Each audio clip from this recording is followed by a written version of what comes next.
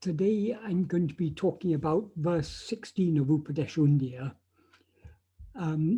This is in many ways a pivotal verse in Upadēśa Undiyār, partly because it comes in the center of the work, but more importantly, Upadēśa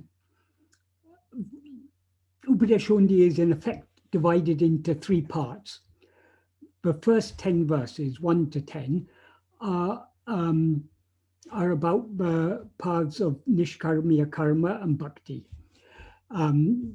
There's a large overlap there, so that Bhagavan treats them together. Verses 11 to 15 are about the path of yoga, specifically pranayama. And from 16 onwards, Bhagavan is dealing with the path of jnana, which is his main teaching. Even in the earlier verses, the main purpose of the first 10 verses is to show how niṣkāmya-karma is a part of bhakti, of the path of bhakti. It's an auxiliary to the path of bhakti. That is, initially, when we, during the early stages of the path of bhakti, we express our love for God through actions of body, speech, and mind. And as Bhagavan says in verse 4, in this order, the actions of body, speech, and mind are progressively more efficacious in purifying the mind. So more effective than actions done by body, which the niṣkāmya-karma we do by body, because Bhagavan doesn't take niṣkāmya-karma as separate from the path of bhakti. In verse 3, he says, he doesn't just talk about niṣkāmya-karma, he says, kartanukākum niṣkāmya-karma, that is niṣkāmya-karma done for God. The reason for that is any action we do is motivated by something. Most generally, our actions are motivated by desire for a particular result. If I do such and such an action, I'll achieve such and such a result, and so we do the action. That is called karma. Karma means, karma with a long A, means desire. So karma are actions motivated by desire. Niṣkāmya-karma are actions that are not motivated by desire. Then what are they motivated by? Bhagavan indicates in verse 3 that it's motivated by love for God. If we do actions for the love of God, rather than for any expected result, that is what he describes as kartanukākum niṣkāmya-karma. Niṣkāmya-karma done for God. So according to Bhagavan, the path of niṣkāmya-karma, so-called karma yoga, is not separate from the path of bhakti. The early stages of the path of bhakti, when we're expressing our love for God through actions of body, speech, and mind, that is the path of karma yoga, according to Bhagavan. So he talks about the actions done by body, which if you do actions for the love of God by body, that is puja, worship. But the action done by speech are japa. And the action done by mind are meditation. Then he comes to, but as I say, all these verses, he's linking to the path of jnana. So in verse 8, he leaves behind the niṣkāmya-karma, and that verse 8 is the switchover point from niṣkāmya-karma to surrender. To surrender means ceasing to rise as ego. So that switchover point, even in niṣkāmya-karma, there is a degree of surrender. We are surrendering our will to the will of God. But the true surrender is when we surrender ourselves to God. That begins from verse 8. In verse 8, what he says is, rather than Anyabhava. Anyabhava means meditating on God as something other than oneself.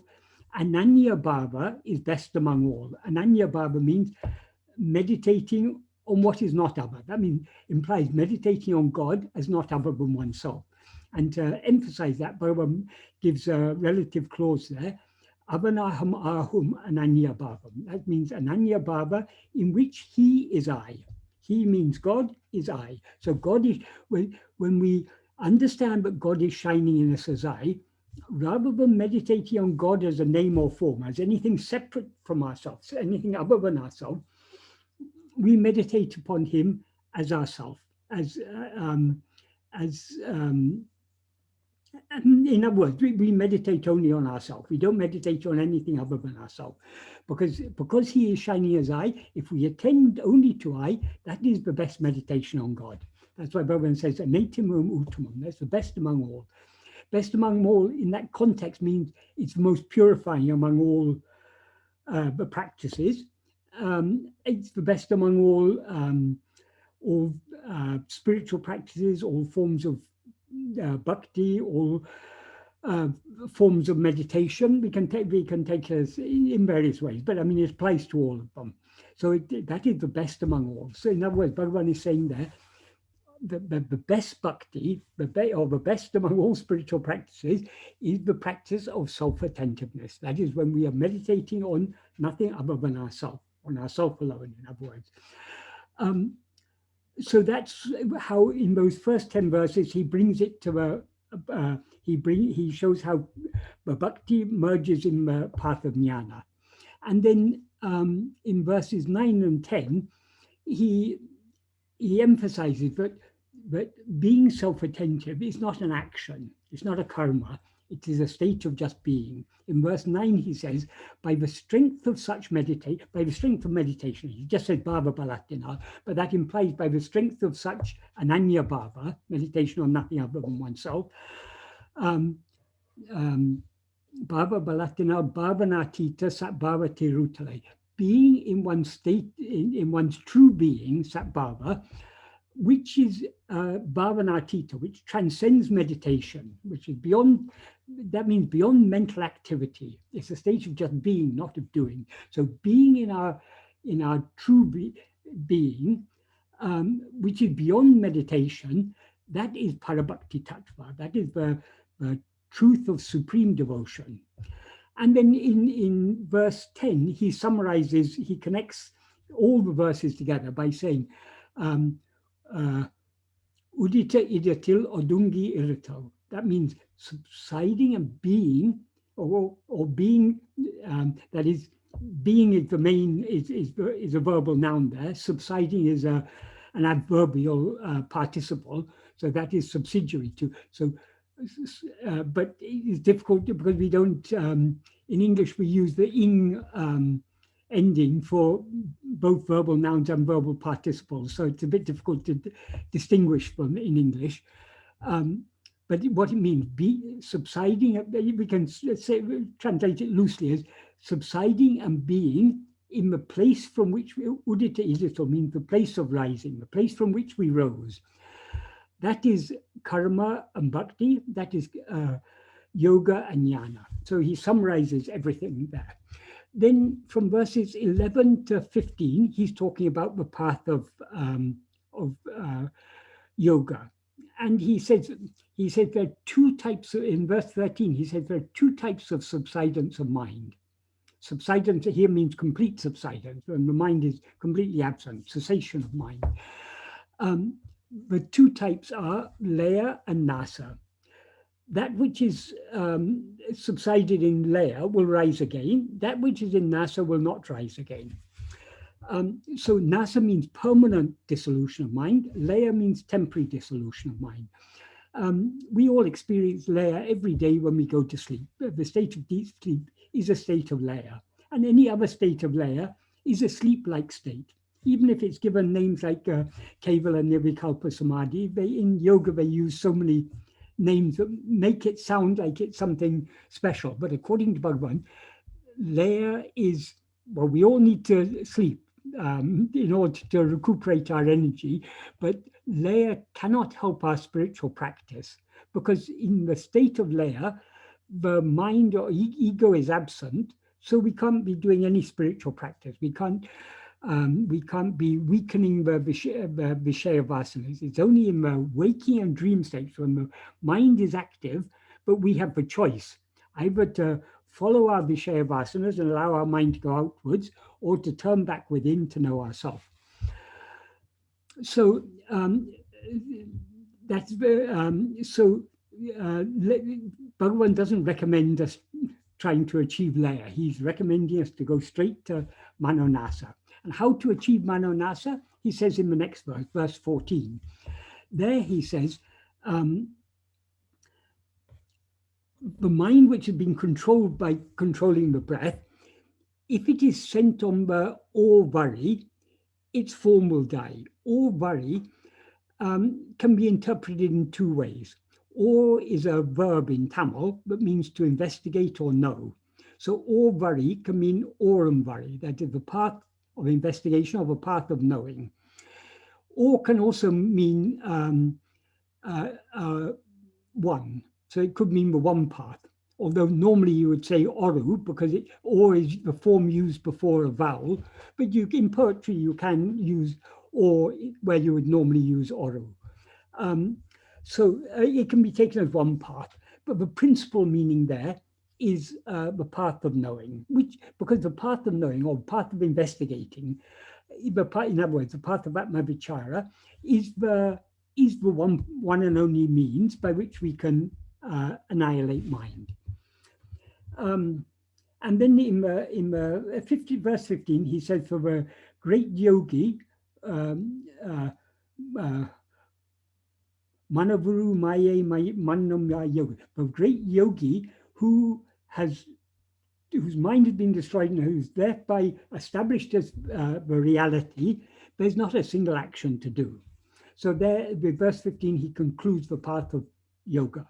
So now we've come to verse 16. As I say, this is the verse where Bhagavan begins to talk about the path of jnana. Because he's already touched upon the path of jnana in verses 8 and, well, we can say 8, 9, and 10 in effect, and in verse 14, in verse 16, he pushes us in the deep end, so to speak. He talks about, well, it is both a beautiful description of the practice, and it is also a description of the goal. So in a way, in verse 16, he's revealing how the practice and the goal are one and the same. So I'll first explain the meaning of verse 16, and then I'll connect it with other verses in Upadēśa Undiyār. The whole verse is veḷi viḍayaṅgaḻai viṭṭu maṇantaṉ oḻi-uru ōrdalē yundīpaṛa uṇmai uṇarcciyā yundīpaṛa. As I think I explained earlier, yundīpaṛa doesn't have any special meaning here. It's part of the poetic meter. It means something like bounce and fly. It's a folk tune for some to be sung along with a game of dancing or playing of some sort. So we can ignore the word yundīpaṛa. So the main sentence is, or the whole verse is one sentence: veļi viḍayaṅgaḻai viṭṭu maṇantaṉ oḻi-uru ōrdalē uṇmai uṇarcci. The first clause, veļi viḍayaṅgaḻai viṭṭu, is an adverbial clause. That is, viṭṭu is an adverbial participle. It means leaving. So veļi means external. Viḍayaṅgaḻai means vidya is a Tamil form of the Sanskrit word viṣaya, which in effect means phenomena. Everything that is perceived, everything other than ourselves is viṣaya. So leaving external phenomena. When Bhagavan talks about external phenomena here, the implication is all phenomena. That is, all phenomena are external. what Bhagavan means in this context by external is everything other than ourself is external. Even our thoughts, our feelings, our desires, our vasanas, these are all other than ourself. So these are all phenomena. So they're all external to ourself. What is internal is only ourself, I. So leaving all phenomena, in effect, the first clause means, then comes the subject of the sentence. The subject of the sentence is maṇantaṉ oḻi-uru ōrdalē. This is a noun phrase. The main noun in this phrase is ōrdalē, which is a verbal noun that means investigating or knowing. Whereas in verse 14, where he used it, he talked of veḻi, the path of, we can take it more as the path of investigating there rather than knowing, but it applies to, it can be taken as either knowing or investigating. Here it's more appropriate to take it as knowing. So maṇam, what is knowing? The mind is knowing. Maṇantaṉ oḻi-uru ōrdalē. Taṉ oḻi-uru literally means it's a form of light. So the mind knowing its form of light is the meaning of this noun phrase. Its form of light here means the light of awareness. It's referring to the pure awareness which illumines the mind. That the mind is not pure awareness, but it is illumined by pure awareness. It's that light of pure awareness that Bhagavan refers to in Ulladu in verse 22 of Ulladu. He says, consider, except by turning the mind back within, completely immersing it in the Lord or in God, who shines within that mind, giving light to the mind. So the light that Bhagavan is referring to here in verse 16 of Upadēśa Undiyār is the light that he refers to in verse 22 of Upadēśa Undiyār. That is the light of pure awareness that illumines the mind. So in that verse 22, the whole verse is, consider, except by turning the mind back within, completely immersing it in God, who shines within that mind, giving light to the mind, how to fathom God by the mind. Though he uses the word pati here, meaning God or the Lord, he's actually referring to pure awareness, which is our real nature and the real nature of God. So, so in this verse 16 of Upadēśa Undiyār, when he talks of taṉ oḻi-uru, its own form of light, he's referring to the light of pure awareness that illumines the mind. The mind itself is only a reflected light. It's not the original light of pure awareness. It's a reflected light. And it's only by that reflected light that we're aware of veḷi-viṣayam, the external phenomena. So leaving the external phenomena, the mind knowing its own form of light. That means that what that implies is generally our mind is facing outwards towards viṣaya, towards phenomena. If we turn the mind back within to face itself, to face it, the light that illumines it, its own form of light, we thereby are turning it away from all external phenomena. So, as I said, veḻi-viḍayaṅgaḻai viṭṭu, leaving external phenomena, that is an adverbial clause. So how are we to achieve that leaving of external phenomena? By turning our mind within to know its own form of light. So, as I say, the main subject of the sentence is maṇantaṉ oḻi-uru ōrdalē. Here again, we have this problem in translating, because in English we use the ing form, like leaving, knowing. We use this both for present participles end in ing, and verbal nouns also end in ing. Here, the leaving external phenomena is an adverbial participle, similar to the present participle in English. Whereas the mind knowing its own form of light, their knowing is a verbal noun. So that is the subject of the sentence. The mind knowing its own form of light, ōṇmai uṇarcciyā. That is, ōṇmai means what is true or real. Uṇarcci means awareness or knowledge. So we can take ōṇmai uṇarcci. I think the simplest way to take it is real awareness. We can also take it to mean true knowledge, or we can take it to mean knowledge or awareness of the reality, of what is real. ōṇmai is comes from the verbal root ul. Ul means as in ulladu. It's a verb to be.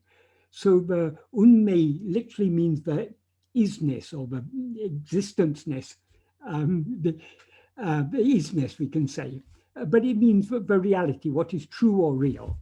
So what is, here Bhagavan is giving us a very practical definition of what is real awareness. Real awareness, knowing things other than ourselves, knowing veḷi-viṣayam is not real awareness. Now we're aware of so many things. This is not real awareness. This is only a semblance of awareness, what in Sanskrit is called citta-suddhi, sometimes translated as a reflection of awareness, but a more basic meaning of citta-suddhi is a semblance of awareness. Like if we look in a mirror, we see our face.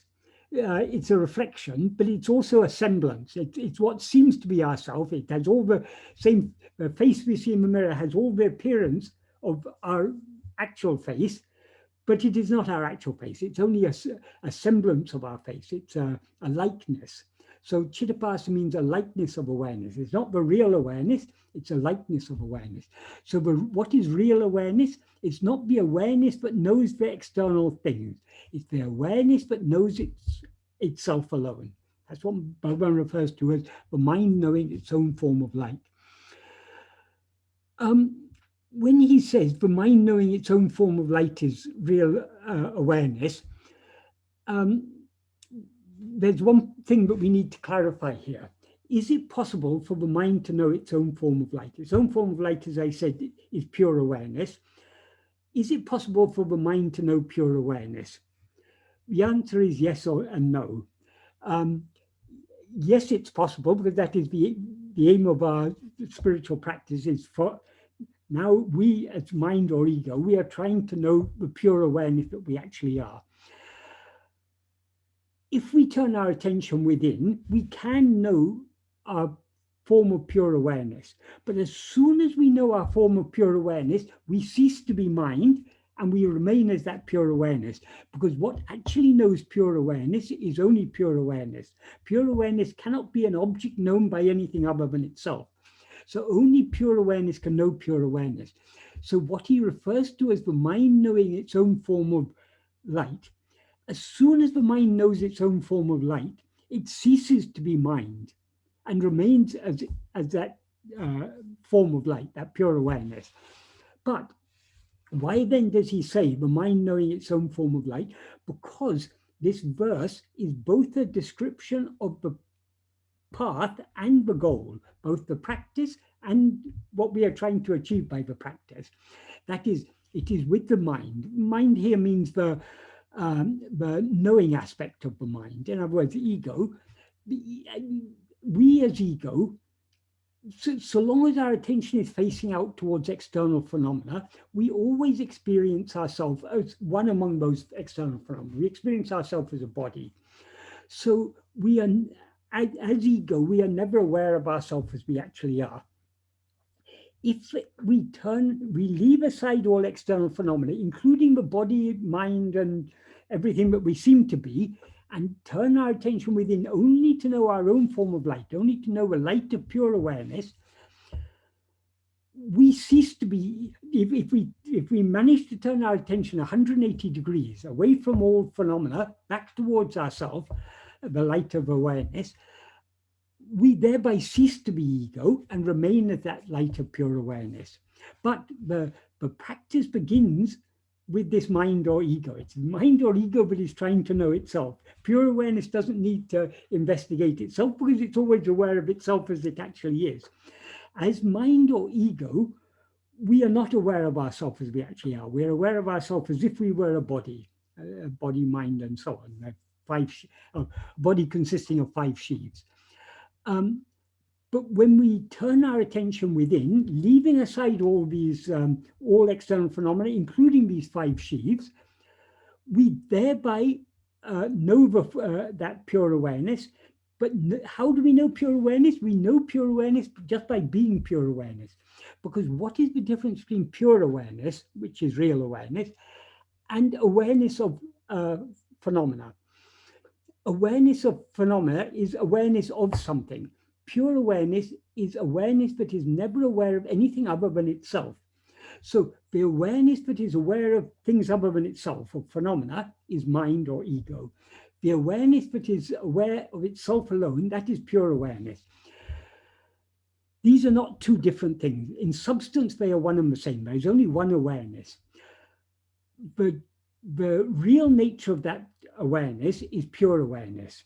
But when it seems to be mixed with adjuncts and thereby to be aware of phenomena, we call it the citta-suddhi, the semblance of awareness. It's not the real awareness as it is. The relationship between this semblance of awareness and the real awareness is like the relationship between the snake and the rope. The snake is nothing but a rope, but the rope is not a snake. Likewise, mind or ego, the awareness that is aware of things other than itself, is nothing other than pure awareness. But pure awareness is not the mind or ego. So substance, what the mind or ego actually is only pure awareness. But so long as it's knowing things other than itself, so long as we're aware of anything other than ourselves, we are not experiencing ourselves as pure awareness, we're experiencing ourselves as ego or mind. But it's not that pure awareness is a different awareness. In order to experience ourselves as pure awareness, all we have to do is to leave aside the external phenomena, turn our attention back to face its own form of light, its own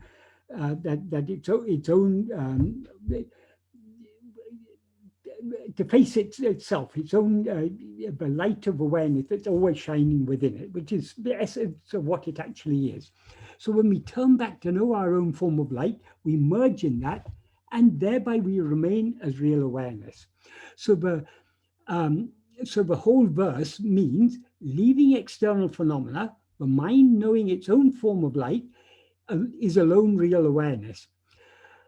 Though Bhagavan begins this verse by talking about leaving external phenomena, obviously we can't know our own form of light so long as we're knowing external phenomena. So we have to leave external phenomena. But he's not suggesting that we should leave external phenomena as a separate exercise. The implication is, as I say, that's just an adverbial clause. So the implication is that by knowing our own form of light, by turning our attention back within to face ourself alone, face ourself the light of pure awareness, we thereby automatically leave the external phenomena. When we turn within, we leave everything outside. So it's not a separate exercise. As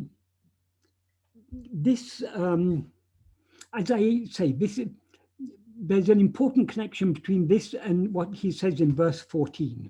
In verse 14, he says, because in verse 14 is written in the context of yoga, but he's explaining in verse 14 how we can use the quietness of mind gained by pranayama. What use should we make of that quieting mind? That is, yoga, they have all sorts of techniques, pranayama and other techniques, for bringing the mind to a state of quietude. And if you go far enough in that path, you end up in the state of manolaya, which is, as Bhagavan explained, that's of no use. He used to tell the story of the yogi on the banks of the Ganga who was practicing pranayama and other yoga techniques and was able to go into nirvikalpa samadhi for long periods of time. And one day he went into that nirvikalpa samadhi for 300 years. But when he woke, the first thing he asked for was the last thing he had asked for before going into that samadhi, which was a glass of water, or a cup of water. So none of, as Bhagavan explained, no vasanas can be eradicated in the state of maṇantaṉ. So going into maṇantaṉ is not beneficial. So how can the path of yoga be useful, be a useful spiritual practice? It can be useful as a means of quietening the mind, but having quietened the mind, you then have to put the mind, send the mind in the right direction. What is the right direction? Bhagavan says in that verse 14, he says, Odaka valiye odungum ulite. That is the mind which will become calm when one restrains the breath. With vidikave orvari, when one sends such a mind on the orvari, the path of investigation, vium adonoru, its form will perish, its form will die. So if we are following the path of yoga, when we've achieved a certain degree of quietude, before we subside in laya, we need to use that quiet and calm mind to turn our attention back towards ourselves to investigate who am I. In this verse 14, he uses, as I say, he just uses this term orvari, which the principal meaning of which is orumvari, the path of investigating. Investigating what? That is, the answer to that is given in verse 16. What we need to investigate is our own form of light.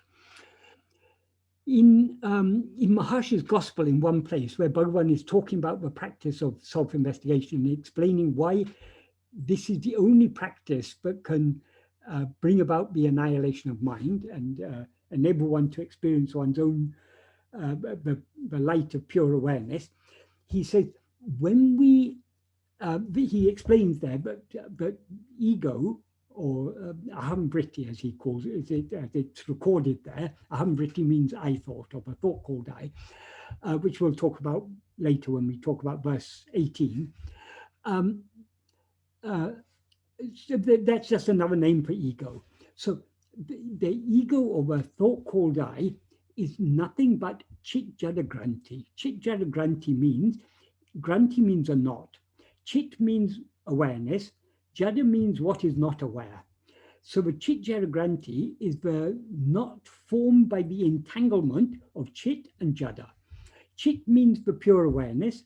Jada means all the adjuncts, all the body, life, mind, intellect, and will. The five sheaths that we take to be I, they're all jada, as Bhagavan says in verse 22, I think, of Upadēśa Undiyār.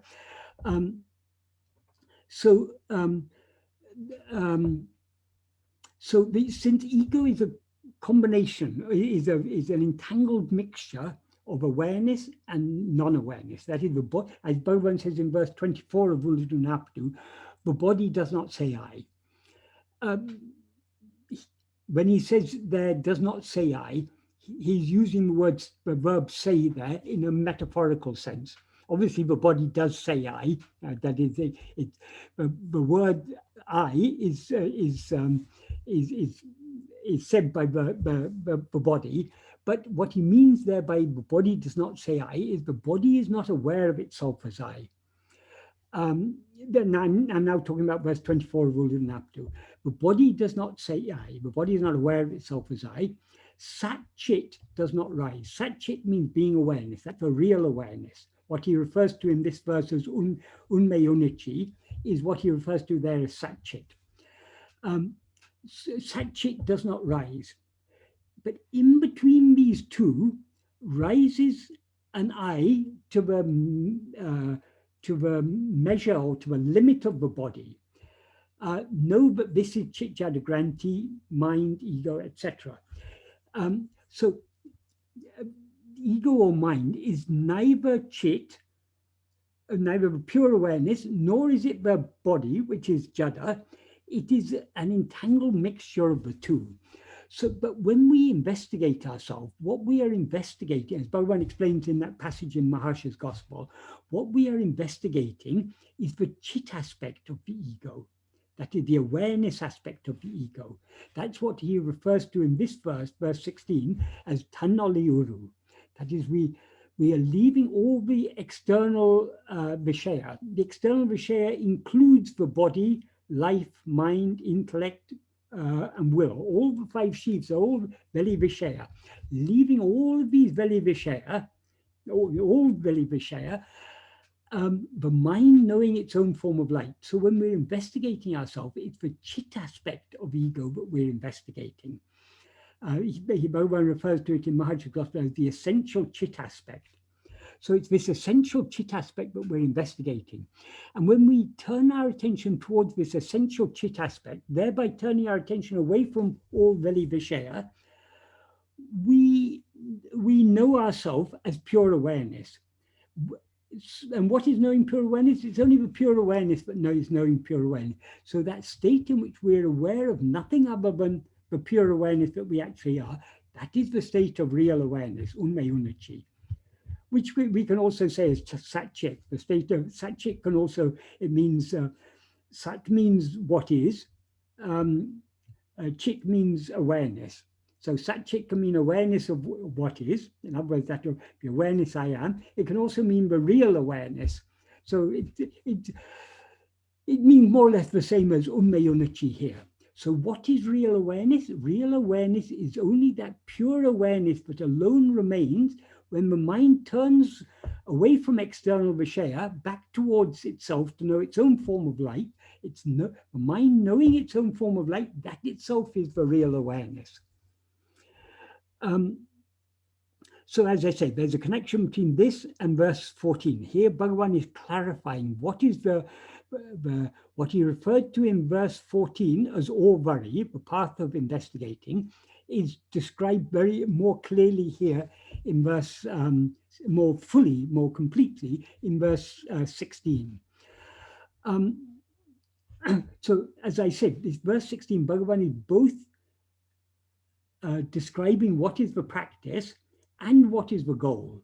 That is the nature, as Bhagavan often said, if the nature of the path were other than the nature of the goal, it couldn't lead to a goal. It's because the nature of the path is the same as the nature of the goal that it leads to the goal. What is the goal? The goal is the state of pure awareness, the state in which we are aware of nothing other than ourselves. How to be aware of ourselves, of nothing other than ourselves? By turning our attention back towards ourselves and thereby leaving aside all external phenomena. So both the practice and the goal are beautifully woven into this. This verse, it's also connected with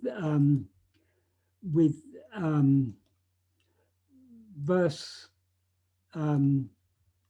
We can also connect it with verse 25 of Upadēśa Undiyār, because here he says veļi-viḍayaṅgaḻai viṭṭu, leaving the external viṣayas. In verse 25, he uses the same adverbial participle viṭṭu, but whereas in verse 16 he talks about leaving external viṣaya, that means all phenomena, all external phenomena.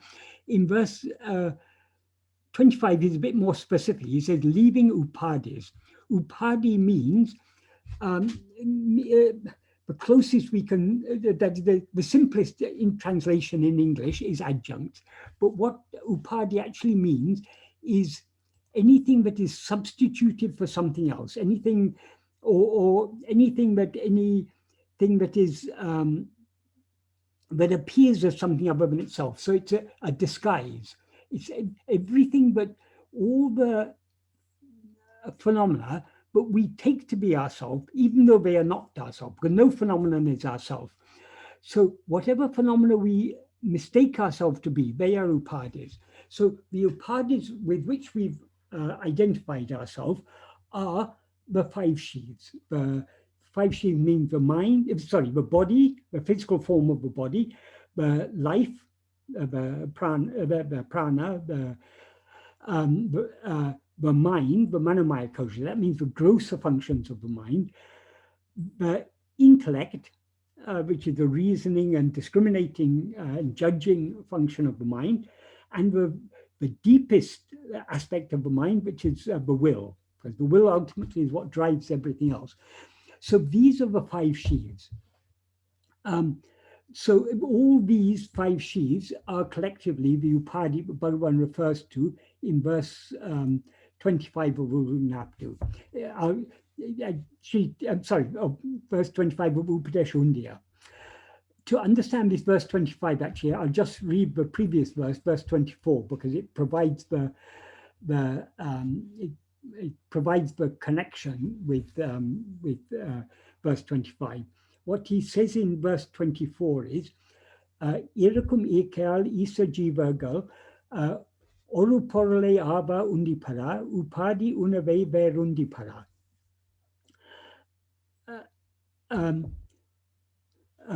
That means by their existing nature, God and soul are just one substance, oḻi-uru, one substance.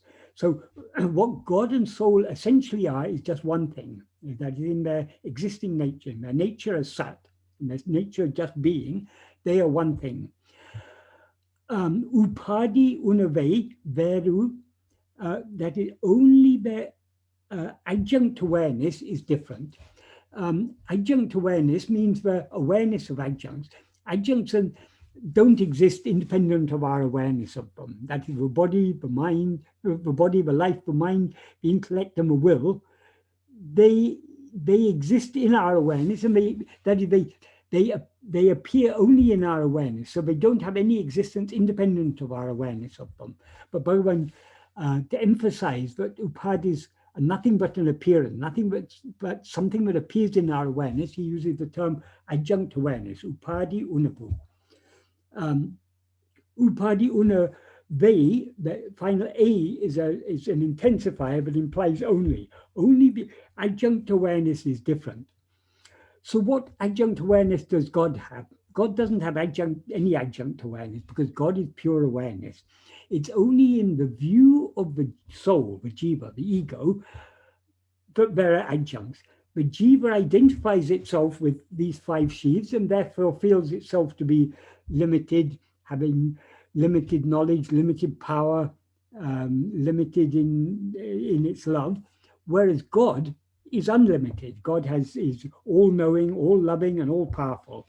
So, but not in the view of God. In God's view, what is God aware of? God is aware only that I am that I am. That God is not aware of anything other than than just being as he is. But in our view, God seems to be have all these attributes of being all-knowing, all-loving, all-powerful. So because these adjuncts exist only in our view, how are we to know God? This is what Bhagavan is explaining in verse 25. Tane upadhi viṭṭu, ōrdalē. That means knowing oneself, leaving the adjuncts, or without adjuncts. Viṭṭu means leaving, but it implies here without. So knowing oneself without adjuncts, or knowing oneself leaving aside adjuncts, ōrdalē, tan isan. That itself is knowing God. Isan tane uṇmai. So, sorry, I'll read the whole sentence again. Tane upadhi viṭṭu, ōrdalē tan, isan tane uṇmai. That is, knowing oneself, leaving aside adjuncts, is itself knowing God. Why? He answers that in the final clause, tanai oḻi-uru. That literally means because of shining as oneself. But what it implies is because God shines as oneself.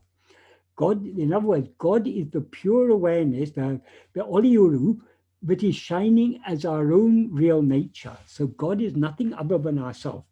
As he said in the previous verse 25, by their existing nature, God and soul are one substance. Here he says, he says that God shines as oneself. So all we need to do in order to know God, or in order to know ourselves, because God is nothing other than ourselves, all we need to do is to know ourselves without adjuncts. So whereas in verse 16, which is the main verse we're talking about today, he talks about knowing our own form of light, leaving aside external viṣayas. Here in verse 26, he talks of knowing ourselves, leaving aside adjuncts. Essentially, it's the same thing he's describing. But what does it mean when he talks about knowing ourselves without adjuncts, or knowing our own form of light? What does he mean by knowing? That is clarified by him in verse 26. In verse 26, he says, Tānai iratale tanne aridalam, tāni rendatradal undīpaṛa, tanmaya niṣkāmya id yundīpaṛa. That means, Tānai iratale tanne aridalam. That means being oneself alone is knowing oneself. That is, our self is never an object for us to know. How do we know? What is the nature of ourself? Our real nature is nothing but pure awareness. Pure awareness is always aware of itself as it actually is. So in order to be aware of ourself as pure awareness, all we need to do is to be that pure awareness. So it's not one thing. It's not one self knowing another self. We know ourselves just by being ourselves, because our nature is our very nature is awareness, and awareness is always aware of itself. So we know ourselves only by being ourselves. So by being as we actually are, we are thereby knowing ourselves. Why is this? He explains in the next clause. Tāni rendatradal. That means because literally it means because oneself is devoid of two. In other words, we are not two separate selves. One self to know another self. We are only one self. So to know ourselves, how do we know ourselves? Just by being ourselves. Because we are pure awareness, we can know pure awareness only by being pure awareness. So that's why I said, though he says in verse 16, the mind knowing its own form of light, when the mind actually knows its own form of light, it ceases to be a mind and remains as that form of light. In other words, the pure awareness, it merges and becomes one with that pure awareness. Only by being that pure awareness does it know itself as pure awareness. We cannot know ourselves as pure awareness without being pure awareness. So it's just by being what we actually are, that is what is meant by knowing ourselves. We always know ourselves. We are always aware that I am. The problem is now, instead of being aware of ourselves just as I am, we're aware of ourselves as I am Michael, I am Kumar, I am this body, I was born in such and such a time, and a few years hence I'm going to die. I've had such and such is the story of my life. My parents were so and so. We have all these things. So long as we identify ourselves with all these things, we are not aware of ourselves as pure awareness. When we leave aside all these things, leave aside all these adjuncts, leave aside all external phenomena, and know only our own form of light, that is the state of pure awareness. That is the state of just being the pure awareness that we actually are. And then in this verse 26, he ends by saying, Idu tanmaya niṣkāmya. Idu means this. Tanmaya means, maya is a suffix that means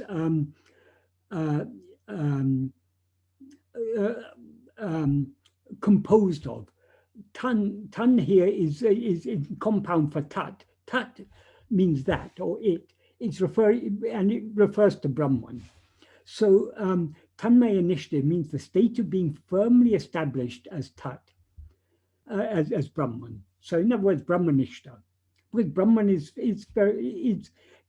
that pure awareness that we actually are. So it's only by being Brahman that we can know Brahman. That is why it's said in the Upanishads or somewhere, the knower of Brahman becomes Brahman. Bhagavan clarified that it's not actually a matter of becoming. We don't have to become anything because we are already Brahman. But we need to remain as we actually are, just to be ourselves. Tāne Tānai iritale, tanne aridalam. Just by being ourselves, we are knowing ourselves. So coming back to verse 16, as I say, this connects, this links with so many important ideas in spread. I mean, it ties together. It's like a hub with so many axles. So other verses in Upadēśa Undiyār are like axles, and this is like the hub. This is dealing with the very core of Bhagavan's teaching. What is the goal? The goal is to be the real awareness, the pure awareness that we actually are. How can we be that? Only by knowing that pure awareness, our own form of light. And in order to know our own form of light, we need to leave the external phenomena. We do not need to leave the external phenomena as a separate exercise. Merely by turning our attention back to know our own form of light, we are thereby leaving external phenomena. And herein lies the difference between maṇolaya and maṇonasa. In maṇolaya, maṇolaya means a state of both maṇolaya and maṇonasa. The mind and ego are completely absent. The difference is that in maṇolaya, mind and ego will return. They come back again because they haven't been destroyed. Though they're completely absent in sleep, in some inexplicable way, they come back again. Just like we can't explain the original, how ego first came, how do we first rise as ego? It cannot be explained because, as Bhagavan said, if we investigate ego, we will find that we have never been ego. So how we came into existence as ego is a redundant question. That's why Bhagavan said, asking how Maya came into existence or how ego came into existence is like asking how was the son of a barren woman born. There's no such thing as the son of a barren woman. If a son was born, the mother is not barren. If the lady is barren, she has no son. So just as there can never be, I mean, it's a logical impossibility, the son of a barren woman. So there can never be any such thing as the son of a barren woman. So to inquire how was the son of a barren woman born is a redundant question. Likewise, asking how is ego born is a redundant question, because if we investigate it, we'll find that ego has never existed. It was never born. But just like inexplicably, ego seems to have come into existence, out of maṇolaya, ego inexplicably seems to return. Only from a state of maṇonasa will it never return. The difference between maṇolaya, what distinguishes, I mean, we know that the difference between maṇolaya and maṇonasa is maṇolaya we come out of it, maṇonasa we never come out of it. But why? What makes this difference? The difference lies in the fact when we subside in maṇolaya, we leave all external phenomena, but the cause for our leaving external phenomena is something other than the mind knowing its own form of light. That is, when we fall asleep, for example, we leave all external phenomena. Why do we leave all external phenomena? Because we're too tired to continue projecting them. Maṇolaya can also be brought about by general anesthesia. It can be brought about by an accident, a head injury or something. It can be in a state of coma is a state of maṇolaya. It can also be brought about artificially by various yogic exercises, by pranayama and other means. You can bring about this state of completely leaving all external phenomena. But none of these destroy the mind, because The mind can be, but what is the mind? The mind or ego? Mind, ego here in this context means one and the same thing. Mind is nothing but a false awareness of ourself, an awareness of ourself as something other than what we actually are. So since the mind is a false awareness of ourself, it can be destroyed only by correct awareness of ourself. So in order to destroy the mind, we, the mind, need to turn our attention back within to see what we actually are. When we turn our attention back within, that means back towards our own form of light, back towards the original light that illumines the mind, the chit aspect of ego, as Bhagavan described it in Maharsha's Gospel, the essential chit aspect of ego. When we turn the mind back within, the mind then sees itself as pure awareness. As soon as the mind sees itself as pure awareness, it ceases to be mind, because the mind is nothing but a false awareness of itself. So in order to destroy the mind or ego, we as mind or ego need to be aware of ourselves as we actually are. That's why I said, the fact that Bhagavan said here, though mind, in a certain sense, we can say mind cannot know pure awareness. Why the mind cannot know pure awareness? Because as soon as it knows pure awareness, it ceases to be mind. But why Bhagavan emphasized here the mind knowing its own form of light? Because it's only by the mind knowing its own light of pure awareness that it is thereby destroyed. That is only when we turn our attention back within, leaving aside, completely leaving aside, ceasing to be aware, leaving aside here, when he says, veḻiviḍa viṭṭu, viṭṭu implies ceasing to be aware of, or leaving aside awareness of external viṣayas, because external viṣayas don't exist independent of our awareness of them. They appear only in our perception, in our awareness.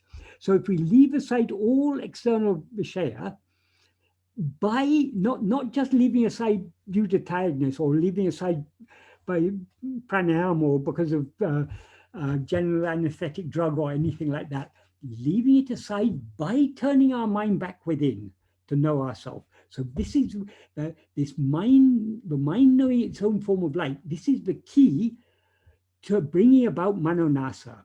That's why he says in verse 14, only when the mind is sent on that ōrdalē, vidikave ōrdalē, when the mind is sent on that ōrdalē, will its form die. So it's only when the mind turns its attention back within to know, who am I? In other words, what is this form of light? What is the light of awareness that is always shining within me? When it turns its attention back towards itself keenly enough, so keenly that it thereby ceases to be aware of any external phenomena, that it thereby knows its own form of light, and by knowing its own form of light, it remains its own form of light. As he says in verse 26, knowing oneself, that being oneself alone is knowing oneself. So it's only by being that light of pure awareness that we can know the light of pure awareness. So there's so many strands of Bhagavan's teachings are all connected together in this verse. This verse is a very fine example of how every word Bhagavan has used is very, very carefully chosen. Veḷiviḍayaṅgaḻai. Veļi, why does he say veļi? Because all viṣayas are external to ourselves, in the sense that they are something other than ourselves. They're extraneous to ourselves. So, veļiviḍayaṅgaḻai viṭṭu. Without leaving the external viṣaya, we cannot know our own form of light. But in order to leave them in such a way that the mind never returns, we need to leave them by knowing our own form of light. So we turn our attention back within and thereby leave all the external viṣaya. What's it we turn within? It's the mind. That is our power of attention. We turn back within. So it's the mind that is to know its own form of light. Our own form of light, the pure awareness, always knows itself. So it's not the pure awareness that needs to know pure awareness, it's the mind that needs to know pure awareness. When the mind needs to know pure awareness, it thereby ceases to be mind and remains as pure awareness. So we as mind or ego need to turn our attention back within so keenly, but we thereby cease to be aware of anything else. When we cease to be aware of anything else, we then remain as pure awareness. In the state of maṇantaṉ, whether it's brought about by tiredness as in sleep, or by pranayama as in nirvikalpa samadhi, or by a head injury as in the case of coma, or by anesthetic drug, or whatever be the means, when we leave the external phenomena, the mind subsides, the mind merges back into its source. So what then remains is only that pure awareness. Why then isn't the mind destroyed? Because the pure awareness remains as a result of the subsidence of mind. As soon as we leave the external, the mind cannot stand without holding on to forms. Urupatri undam, urupatri nikkam, urupatri undumika ongam. As Bhagavan says, grasping form, it comes into existence. Grasping form, it stands. Grasping and feeding on form, it flourishes abundantly. This uruvatrapeya, this formless phantom ego. So ego cannot stand without holding on to external phenomena. So whenever we leave external phenomena, we as ego or mind subside back into the state of maṇantaṉ. But when the mind has subsided in maṇantaṉ, what remains is only pure awareness. Why that pure awareness doesn't destroy the mind? Because the mind is already absent. If in a court, if a judgment is passed on a criminal that he should be given a death penalty, that death penalty can be carried out only if the accused is present. If the convicted person, he has to be present in order to carry out the death sentence. If he's gone AWOL, if he's escaped from the prison and he's in hiding, they can't carry out the death sentence. The judge can pass the death sentence, but he's not going to die because he's absent. Exactly the same happens in the state of maṇantaṉ. First the mind subsides, then the pure awareness shines forth. But the pure awareness doesn't destroy the mind because the mind has already gone AWOL. It's gone absent without leave. It's disappeared. In order to destroy the mind itself has to know its own form of light. That's why it's so important, these words Bhagavan used in this verse, maṇantaṉ oḻi-uru ōrdalē, the mind knowing its own form of light. And again, he doesn't say maṇantaṉ oḻi-uru ōrdal. Ōrdal means knowing. He says ōrdalē. That A implies only that. So only the mind knowing its own form of light, that is, the mind knowing its own form of light, that alone is real awareness. So but when the mind, as I say, when the mind knows its own form of light, it ceases to be mind and remains as its form of light. But it's necessary for the mind to know its own form of light in order for it to be destroyed. So there's so much very deep meaning in this verse, and it's connected with so many other aspects of Bhagavan's teachings. So many other important ideas of Bhagavan's teachings are all linked together by this verse. So this is an incredibly important verse. Though on the face of it, it seems such a simple verse, but there's so much depth of meaning in this verse. And what is real awareness? Real awareness is nothing but knowing our own form of light. Our own form of light is that real, is itself that real awareness. Before concluding this, I'll just say one thing, I'll just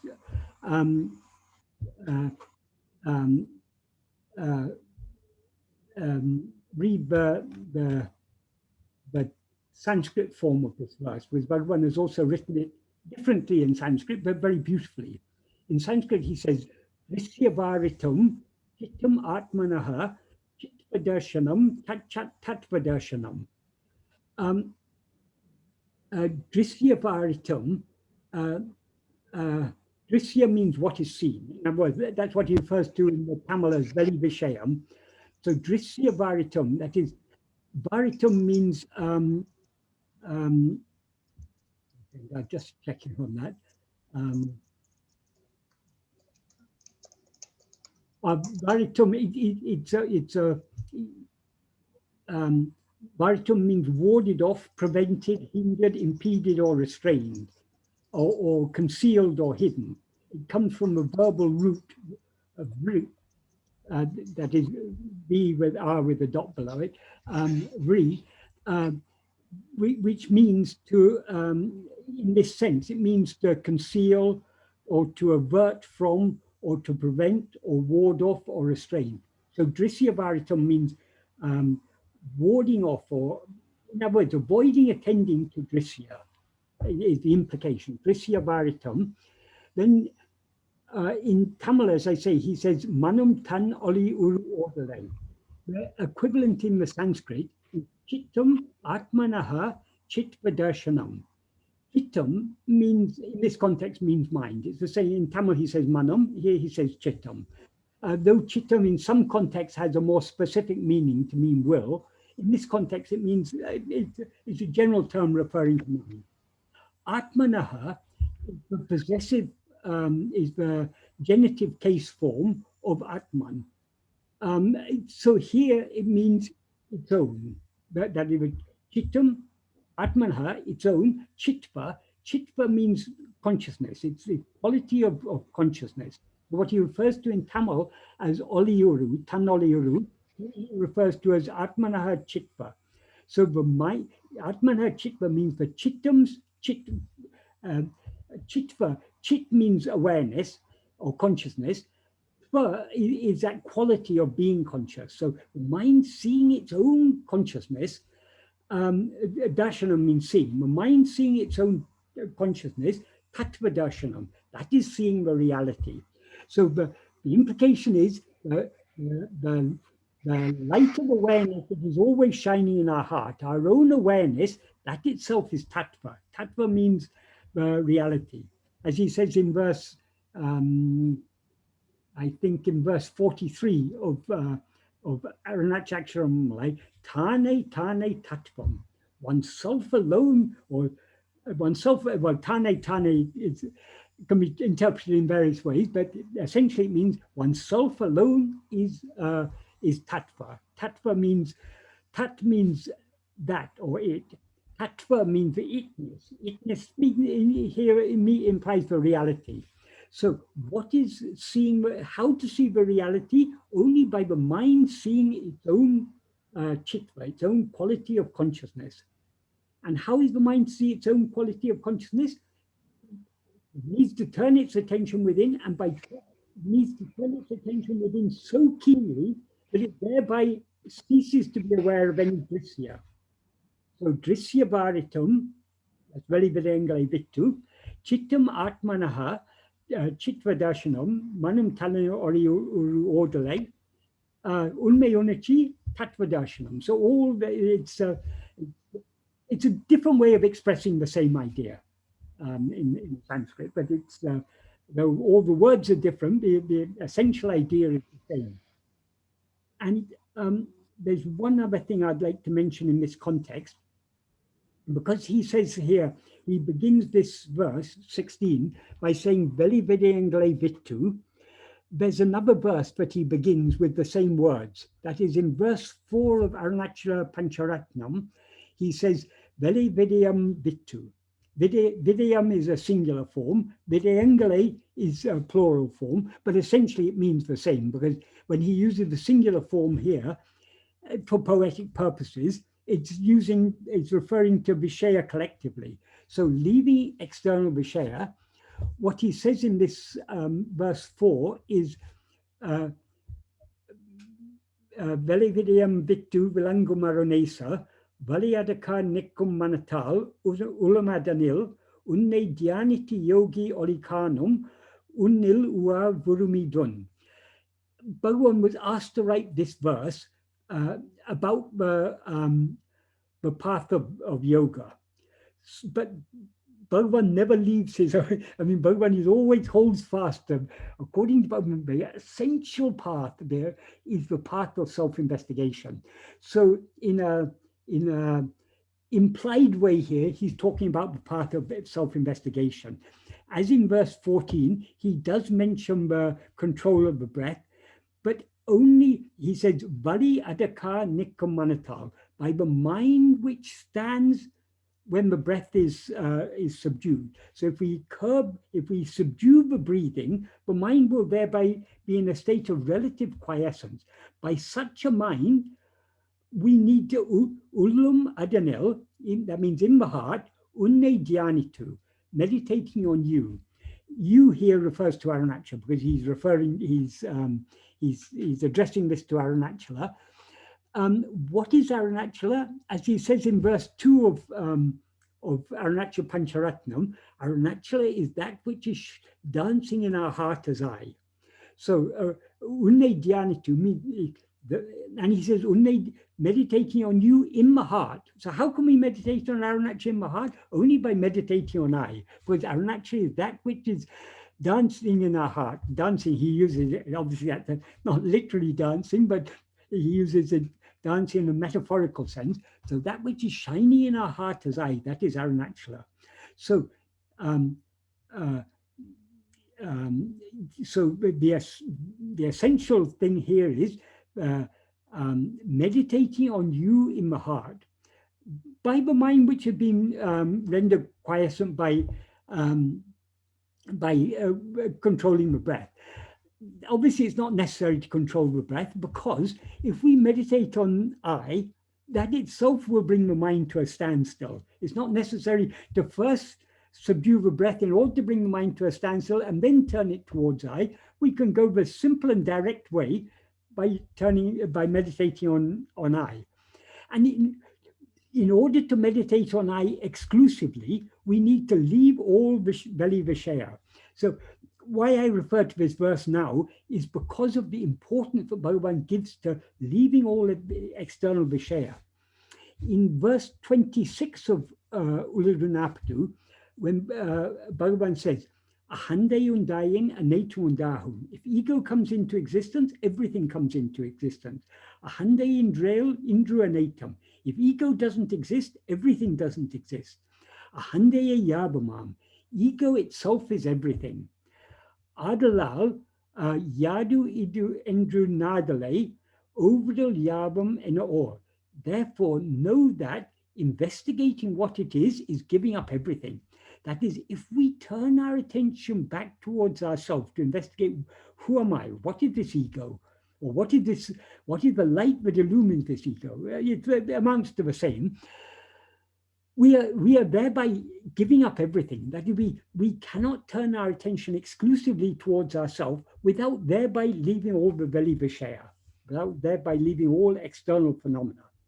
So meditating on you in the heart, leaving external phenomena, yogi oḻi-karnam, the yogi sees the light. What is the light he refers to here? The light is that what he refers to in verse 16 as tan oḻi-uru ōrdalē. The yogi sees his own form, his or her own form of light. That is the light of Arunachala. Because Arunachala is nothing but the light of pure awareness that is always shining in our heart. So by seeing that pure light, what happens to a yogi? Uṇnil-wa-vurum.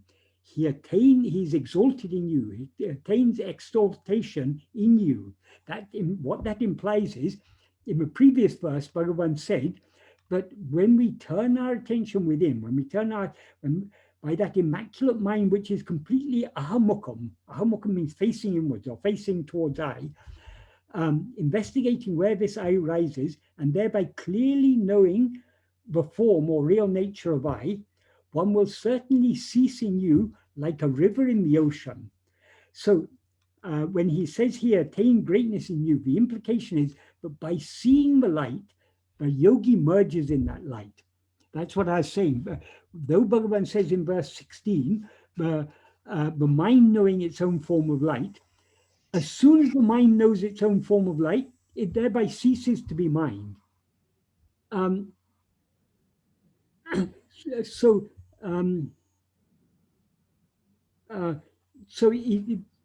just as the mind ceases to be mind when it knows its own form of light, when the yogi sees the light, that's the light of pure awareness, which is Arunachala, he merges in that like a river in the ocean, he or she, and well, gender is irrelevant here, and thereby attains greatness in you. That implies greatness as you, because when we merge in our natural, when the river merges in the ocean, it's no longer a river, it becomes the ocean. It remains as the ocean, which is what it always originally was.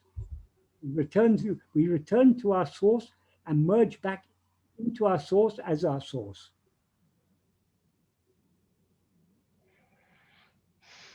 Thank you, Michael. If anyone would like to ask any questions about that. Yes, any questions pertaining to the verses that Michael discussed today? And he discussed verse 16, and then 24, 25, and 26 of Upadēśa Undiyār, and also verse 4 of Arunachala Pancharatnam.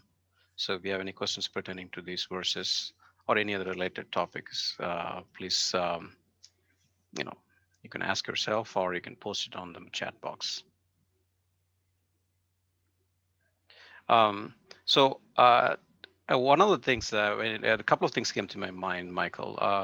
When you said this is both the path and goal, a phrase came to my mind from the Guru Ashaya Kovai. Upayamum tane, upayamum tane. Yes. So Yes. That's can you very explain important. that, please? Right. Okay. This is verse 579.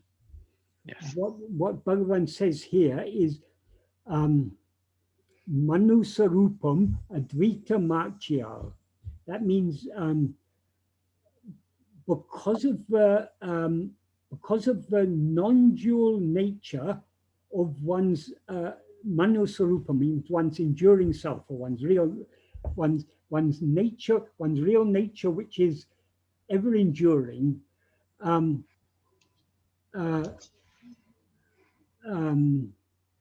Manusarupam advaita-marciyā, vera gati tanne tavitu ila tanmayal. Because of the fact that excluding oneself, there is no other gati. Gati means refuge, means, or goal. Tunnum upayamum tane, upayamum tane. The upaya, that means the aim or goal. Tunnum means which we are to reach. The aim or goal which we are to reach is tane, is only oneself, and the upaya, the means or path, is only oneself.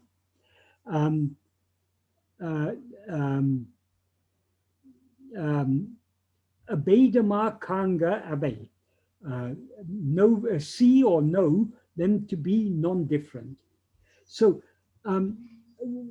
he says here that is firstly because of the non-dual nature of our enduring self, because our real nature is absolutely non-dual, there can't be anything other than it as a means to reach it. So it alone can be the means to reach itself. And because of the fact that excluding oneself, there's no other gati. There's gati here we can take as refuge. It can also mean a means or goal. All meanings are fitting here, but if we take it as refuge, there's nothing. If we want to escape from this world, there's no other place where we can take refuge other than ourself. So our self is the refuge, it's the means, and it's the goal. So then he says, upayam, tunnum upayamum tane. The goal which we are to reach is only ourself. And how are we to reach it? Upayamum tane. The path is only ourself. So there cannot be, the path cannot be anything other than the goal. The goal is just to be as we are. By being as we are knowing ourselves as we are. The path is likewise to be as we are and know ourselves as we are. How to be as we are? Only by turning our attention back within, because what we actually are is pure awareness. Pure awareness means awareness that is not aware of anything other than itself. As Bhagavan said in verse 12 of Ulladu and verse 27 of Upadēśa Undiyār, their awareness that is completely devoid of awareness and ignorance of other things. He doesn't say of other things, he says awareness and ignorance, implies awareness and ignorance of other things. Alone is real awareness. So it's the pure awareness is only the awareness, but is completely devoid of awareness or ignorance of anything other than itself. So because we are pure awareness, that means awareness that is not aware of anything other than itself. We can be aware of ourselves as pure awareness only by being aware of ourselves alone. So it's only by turning our attention back within to face ourselves, but we can know ourselves and thereby be ourselves. So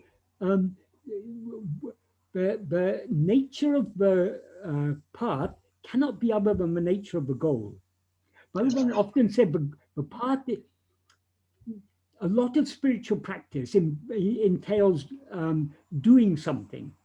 Up to verse 7 of Upadēśa Undiyār, Bhagavan's talking about that doing.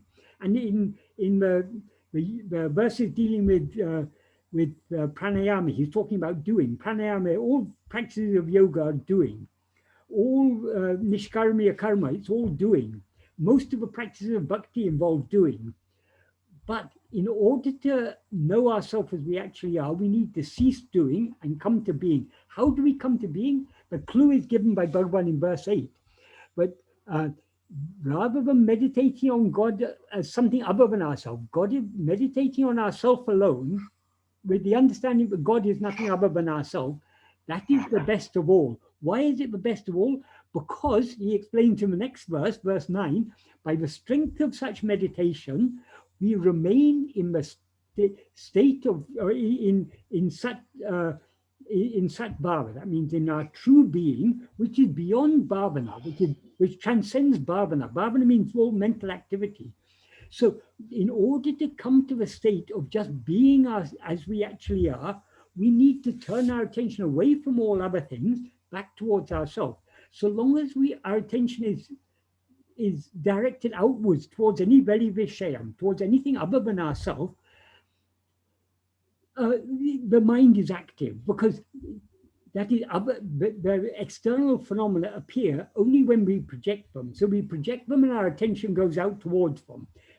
Our attention going out towards them and projecting them are not two separate things. They're one and the same action, but they're all actions. So if we want to give up all action, desist, that is, refrain from all karma, all action, the only way is to turn our attention back within. When we turn our attention back within, we see ourselves as pure awareness, and we remain as pure awareness. Yes. Thank you, Michael. And that in that verse 579, which you just described, that one word gati is it adds that emotional dimension to that. It's very, very powerful. It just, I think it's just simply not able to capture that in English. No matter how much you try, it adds that emotion. Come on, it's got. I have nothing else. I have nowhere else to go but myself. It's just that refuge is something the closest you can come. But to me, yeah, exactly. Yeah, the word gati, it's extremely powerful. That's why I said it's making me very emotional. Refuge is the closest we can come to it, because what is a refuge? When you have no place of safety, and the refuge is the only place you can go to for safety. Yeah. Now in the world, we see so many refugees are fleeing wars and famines and everything. They're trying to come to countries where they can be safer and they can start a life again. They're seeking refuge. But of course, no worldly refuges, all worldly refuges are just temporary. And often what we take to be refuges in the world are not proper refuges. That is, people come to Europe or to America hoping to gain refuge there, and they're driven back, and their ships they drown in the oceans and things. So there is no refuge anywhere in this world, even if you've got everything you need, all the money and everything. How dependable are all these things? One day the heart is going to stop beating, and you leave all these things. So what is the real refuge? The real refuge is only our own real nature. Yes. There's no other refuge. Exactly. That's Thank you. what Bhagavan in, I can't, Solve Rengati Arunachala, which verse is that? That is in one of the verses of Aksaramlai, Bhagavan says, say what other refuge is there? Yeah. Yeah, I remember what you're saying. Yeah, Manoj had a Thank you, Michael. Arunachala is our sole refuge, and Arunachala is that which is always shining in us as I. exactly. Manoj, please go ahead. You have a question. Yes, thank you, Michael. That was amazing. It is amazing. I had just one question about experience. So, to get to the goal of and the path of enlightenment, or I forgot what you said about the Arunachala. Is that the word? I think I mispronounced it. But the shining one. Yes. When the ego, is that the experience of the ego still being present when Ego is present only, or ego seems to be present. Ego is never actually present, but ego seems to be present. We seem to be ego only so long as we are looking outside. When we're looking away from ourselves, we seem to be ego. When we turn our attention back towards ourselves, we will see ourselves as pure awareness. That is what that state in which we as ego see ourselves as pure awareness is what Bhagavan refers to as maṇantaṉ oḻi-uru ōrdalē, the mind knowing its own form of light. As soon as the mind knows its own form of light, it ceases to be mind and remains as that form of light. exactly? So, if I'm experiencing that, is that still ego? I guess that's what I wanted to ask. Or it seems like that, right? During practice, we are never turning our attention completely towards that form of light. That is, when we are trying to be self-attentive, we are to some extent turning our attention back towards that form of light. But as Sadhuam often used to say, what is required is a 180-degree turn. Now our attention is facing outwards towards veḷi-viṣayam. We need to turn a full 180 degrees. If we turn 179 degrees, we are still slightly aware of a lingering trace of veḻi-viṣayam. Only when we turn a full 180 degrees have we completely left all the veḻi-viṣayam, and are we knowing our own form of light alone. Only when we know our own form of light alone does ego merge there. So during the practice, we do experience a clarity of self-awareness. That clarity of self-awareness is what Bhagavan referred to as spurana. Spurana, which the verb spur means to be clear or to make itself known. So the spurana is that clarity of self-awareness that we achieve by turning our attention within. Obviously, spurana is not just a fixed value. The more we turn our attention within, the greater is that clarity of self-awareness. So the more we turn our attention within, the more brightly the spurana shines. And when we turn our attention within completely, that spurana will swallow us. And Bhagavan says it's like the camphor being burned. As soon as the camphor is burnt, the freshness of that spurana subsides, and what then remains is the natural state of pure awareness. Thank you. Okay, Michael. I think I get that. Thank you. That was amazing. Thank you. Satya, you want to go ahead and ask that question, please? Chilikri. At least from my studies, I understand that the preliminary or the primary problem of a human suffering is the lack of self-knowledge or knowledge of oneself. Yes. And if that is the case, the prescription is knowledge of the self. Yes. And any other path is ancillary or preliminary step to the path of knowledge, rather than describing them as separate independent paths, I think they all lead to the same thing. Don't you think so? They are tributaries, but those tributaries, no tributary can go direct to the ocean. The tributary has to join the main river in order to reach the ocean. Ganga, let's just, for example, let's say Ganga is the only ocean, the only river that reaches the ocean. All other rivers are tributaries. They flow into the Ganga, and as the Ganga, they merge into the ocean. So all other paths, what is the efficacy of other paths? Other paths are useful to the extent that they purify the mind. Other paths are for citta-suddhi, not for the eradication of ego.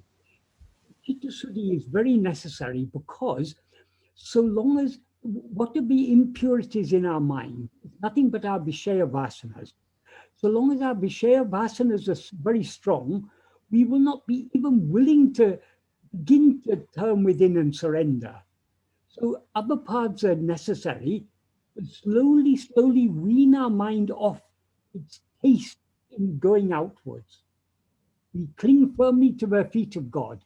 In the path of bhakti, we cling to the name and the form of God. And whenever our mind is troubled by external things, we take refuge in him again.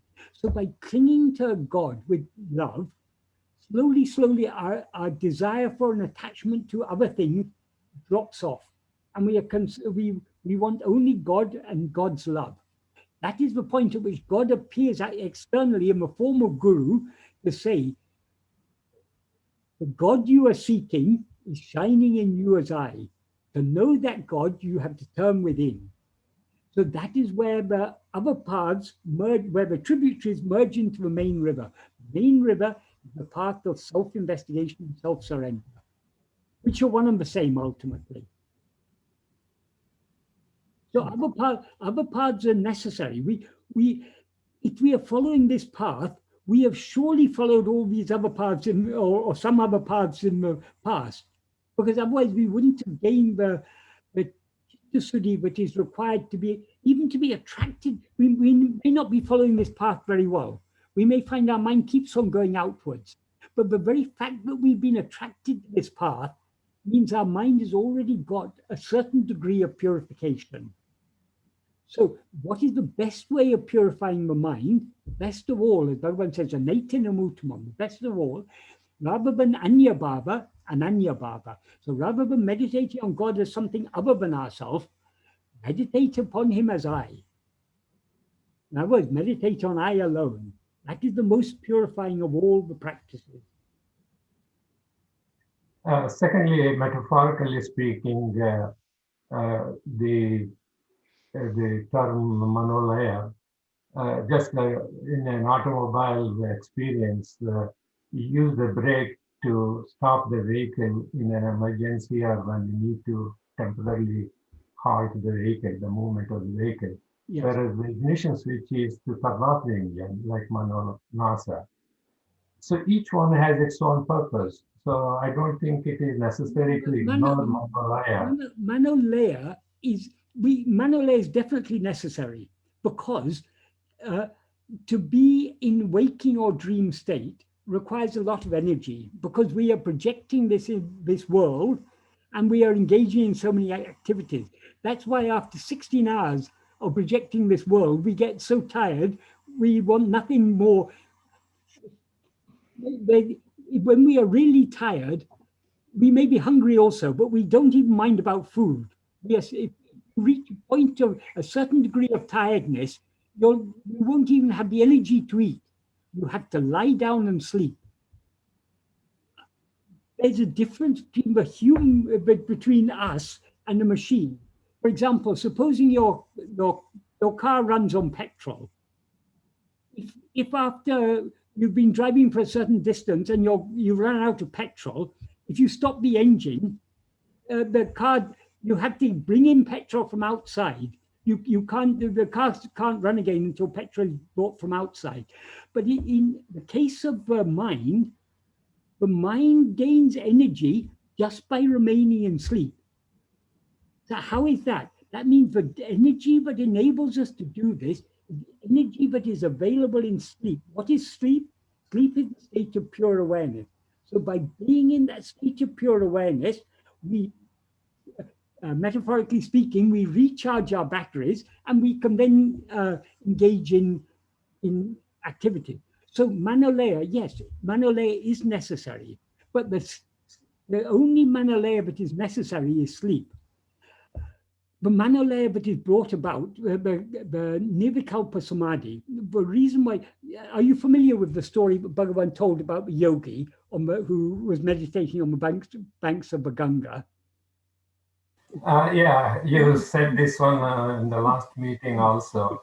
I think the fact that somebody was in meditation for 300 years and still came back with the same, it is a neuroscientist can easily explain that phenomenon. I know you don't believe in science, but it has been proven fact. I do believe in science. Science is applicable to this external world. But what I don't believe in the metaphysical assumptions on which science is based. As far as this external world is concerned, we know the science gives us these computers, it gives us so many things. We lead relatively comfortable lives, largely because of science. So no one's going to say that science, it has its efficacy within its own field. The problem with science, if you try to draw metaphysical conclusions from science, that's where you go wrong. Now we're talking about a metaphysical subject. Bhagavan teachings are all metaphysical. It's not about the physical world. So the science cannot say anything on metaphysical things because science is based on a false metaphysical assumption. Science is based on the assumption that phenomena exist independent of our perception of them. But this world is not a dream. But according to Bhagavan, this world is nothing but a dream. So it's fine in the dream. The science works very well in the dream, but it's applicable only within the condition, within the dream condition. It doesn't say what is beyond the dream. So what is it that has projected this dream? It is the mind.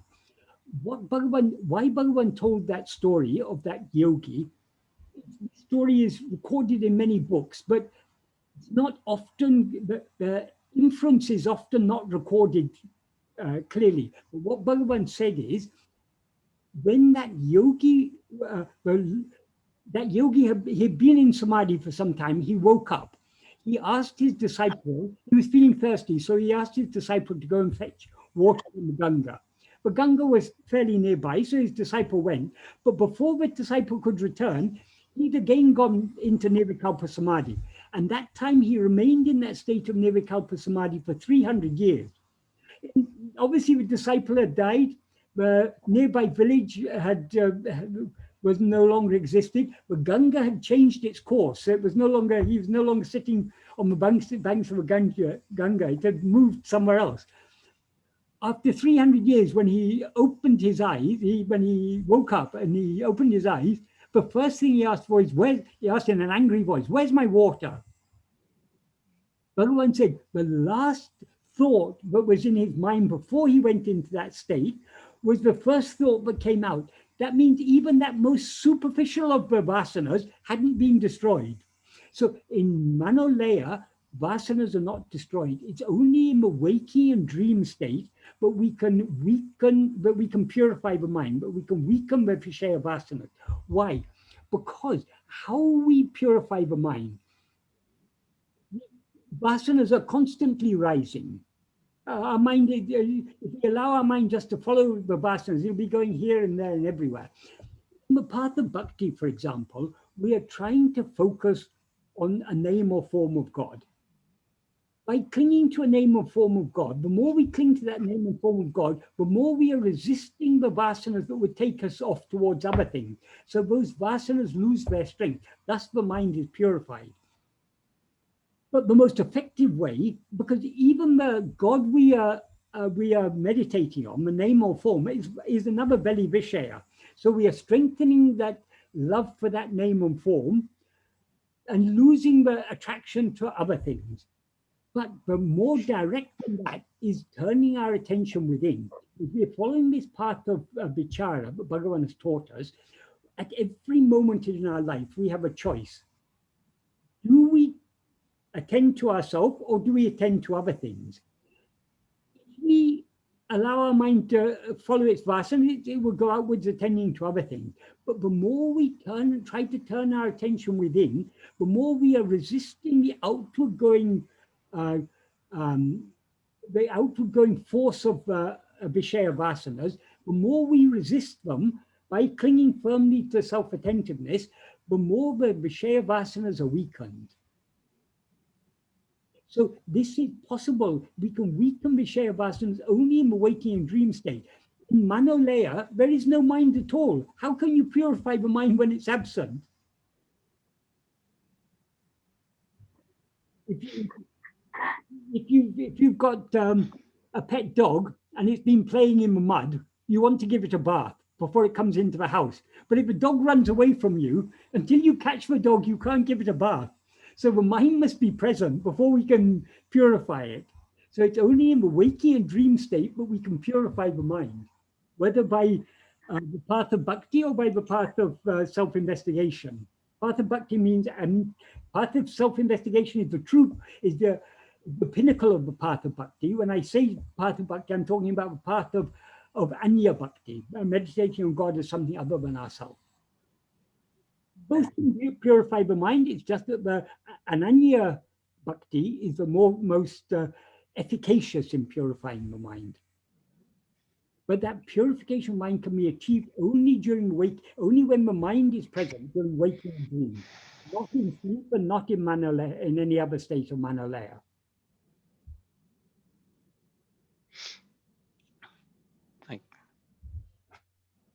Thank you, Michael. I think Shohan has a question. Probably, yeah, Shohan, go ahead. Are you still here? Yes. In the beginning of this section, you were talking about niṣkāmya-karma. Can you say some more things on it? Because I'm having to work a lot at work, at my job. So I'm trying to practice that. Okay, action is for whom? Action is for body, speech, and mind. It is the nature of the body, speech, and mind to be active. Certain actions we have to do anyway, because a certain prarabdha, a certain destiny has been allotted to us for our own spiritual well-being, our own spiritual development. So in order for us to experience whatever has been destined, certain actions of body, speech, and mind are necessary. So those actions will be made to do.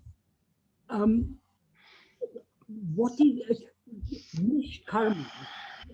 As I explained earlier, karma means desire. Karma, that is not K-A-R-M-A, but K-long-A-M-A means desire.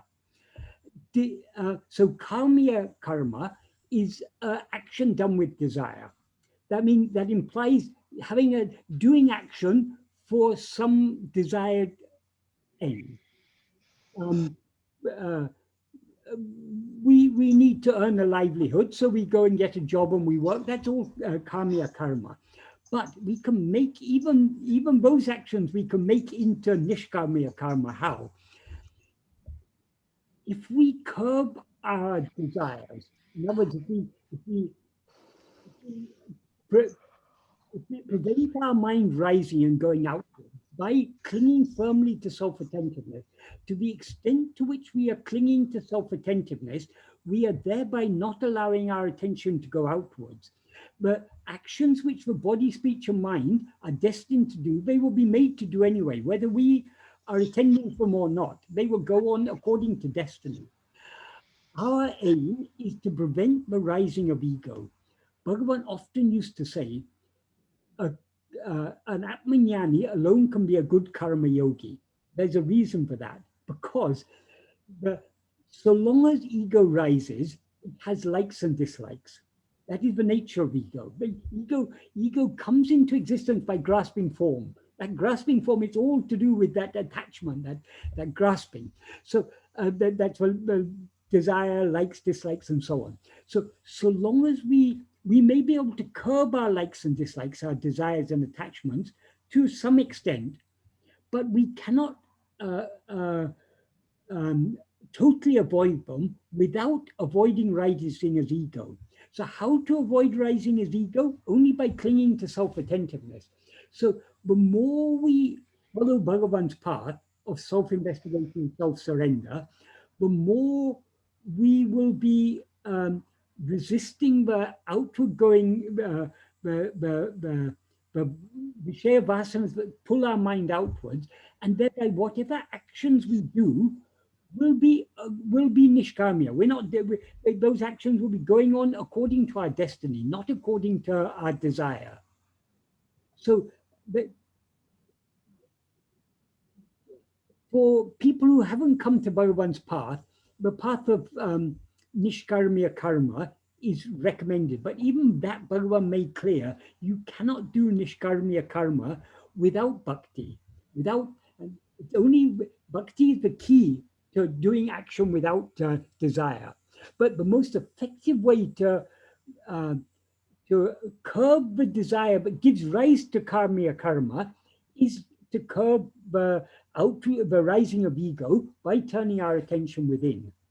So the curbing our, that is purifying our mind,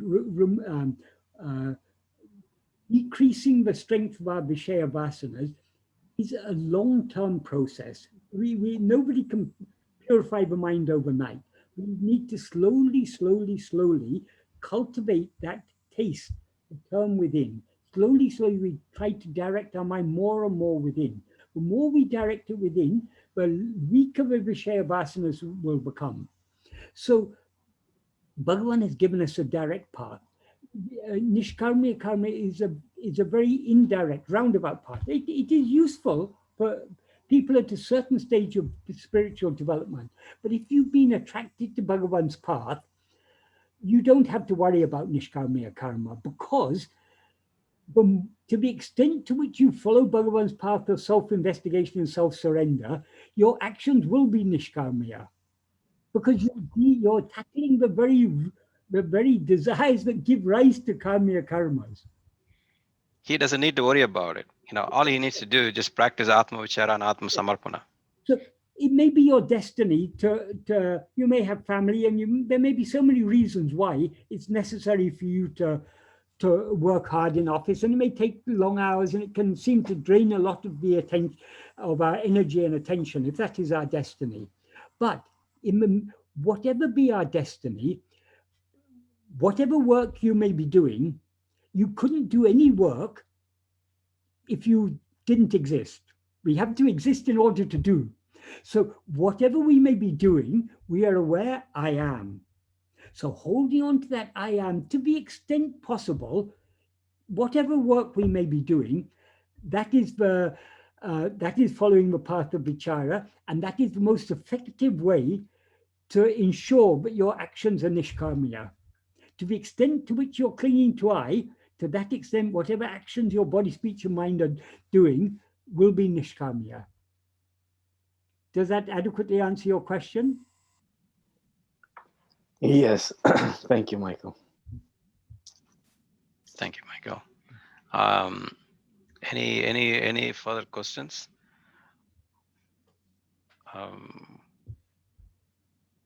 Okay, if not, we'll adjourn for today. I have one question, Kumar and Michael. Ram here. Go ahead, Ram. Michael, after hearing these many times, the mind, though it goes through misery, it doesn't seem to readily go inside and get out of the misery. And listening to this many times, it does it as if it's something which will be brushed aside a minute after this thing is done. When does it get the desire to just jump into it right away. For example, you went to India on a trip with an intention to come back, and you just stayed back there for 20 years. So my point there is really that a person who is after self-realization doesn't even say that anymore, because he's so the sense of urgency is so much that he right there jumps into it. How do I get it? Right. Which is once someone asked a similar question to Bhagavan. That person asked Bhagavan, though we hear your teachings so many times, and though intellectually we are convinced, yes, happiness doesn't lie outside, happiness lies only within, but still our mind keeps on going outwards. Why is that? Bhagavan said, because you haven't had enough of it yet.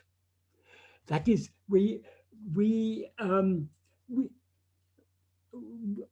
this is a problem you're talking about is the problem faced by all sadhakas. We are all aware, but we don't have sufficient bhakti. We don't have sufficient vairagya. We don't have sufficient liking to turn our attention within.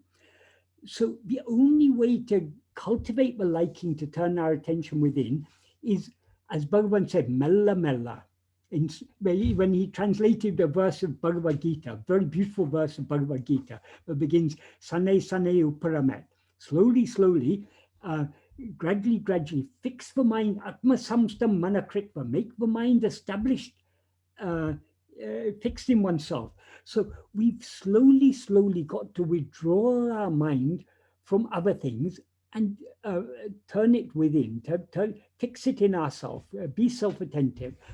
This we can, it's only mella mella. The mella mella means slowly, gradually, little by little. Sane in Sanskrit, it has the same meaning. Bhagavan sometimes gave the analogy of a cow that's run away from its shed. If we want to bring it back, we don't chase it with a stick. We take a nice bunch of green grass and we slowly tempt it back. So now we are in the position where we need to slowly cajole our mind to try at least a little by little to turn within. Sadhu told a very beautiful story in this regard. I mean, to illustrate this, he said there was a poor Arab trader who had a camel, and he used to buy things in the city and carry to the villages or whatever, and he eked out his livelihood, but as a very small time merchant. So much of his life, he and his camel would be wandering through the desert from the towns where he had bought the things to the villages where he'd sell at a slight increased price or whatever. I mean, he was a small businessman, but very poor. He throughout the day in Arab countries, a lot of it is desert, and it's very hot in the daytime, but at night it becomes very cold. So throughout the day, he and his camel will be traveling through the desert, and when it came to night and it became cold, he would put a peg in the ground to tie his camel to the peg, and he would put up a little tent for himself, and he'd get inside to try and keep himself warm. One night it was particularly cold outside, and after he'd been sleeping for an hour or two, he woke up and he found the camel's nose had pushed its nose into the tent. And then he thought, oh, poor creature, yes, it's been carrying all this heavy burden in the hot sun all day, and it must be very cold now. So let it have its nose inside the tent. So thinking, he went back to sleep. A little while later, he woke up and the whole head of the camel was in the tent. And again, he thought, okay, let it be. And when he woke up next time, the feet of the camel were in the tent. And by the time he woke up in the morning, he found that the camel had occupied the whole tent and he was outside. Sadhu used to tell this story and say, he said, just like that merchant allowed the camel's nose into the tent, we should allow the camel's nose into the tent. That is, we should allow a little bit of self-attentiveness to enter our life. try little by little, whenever you have a spare moment, even if it's only for a few brief moments, it doesn't matter. Little by little by little, begin to cultivate this liking to be self-attentive. The more you practice this, first we allow the nose in, then the head gets in, then the feet get in, and finally the will be pushed out and self-awareness alone will remain. Because self-awareness is what we actually are. We means we as ego. We will then remain there as pure awareness. So the problem you face is the problem we all face. All of us turning the attention inwards is not easy. I mean, it is easy. Bhagavan said it is easy, but because of we still have strong we still have strong Vishaya vasanas, it seems to be difficult. Why it seems to be difficult? Because we're not willing to let go of other things. So slowly, slowly, slowly, we've got to cultivate this.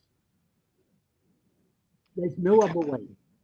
That's encouraging, Michael. I know that we live in a world where we want fast results, but that's encouraging what you just said. Yeah, there's no fast result. Ultimately, the end of the story, that is when we finally turn our attention 180 degrees within, the result is achieved instantaneously.